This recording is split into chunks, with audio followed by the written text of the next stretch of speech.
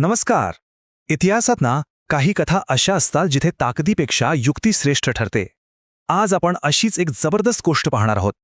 ही गोष्ट आहे गुप्तहेरांची, त्यांच्या चातुर्याची आणि एका अभेद्य किल्ल्याला जिंकण्यासाठी तयार केलेल्या एका भन्नाट योजनेची. थेट मुद्द्यालाच हात घालूया. प्रश्न अगदी साधा आहे. एवढ्या अभेद्य, एवढ्या मजबूत वसईच्या किल्ल्यातली गुप्ती रब बाहेर आली तरी कशी?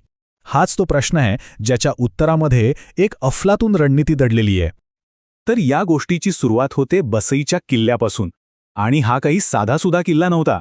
हा होता अभेद्य, म्हणजे ज्याला जिंकणं जवळजवळ अशक्य मानलं जायचं. आता बघा, फक्त सैन्य घेऊन हल्ला चढवला आणि किल्ला जिंकला असं होत नाही. त्यावर खरं वर्चस्व मिळवायचं असेल तर आधी तो किल्ला आतून समजून घ्यावा लागतो. त्याची रचना, त्याच्या आतल्या वाटा आणि सगळ्यात महत्त्वाचं म्हणजे त्याच्या कमजोर बाजू कोणत्या आहेत हे शोधून काढावं लागतं. खरी लढाई तर माहिती मिळवण्याची होती. आणि इथेच तर खरी अडचण होती.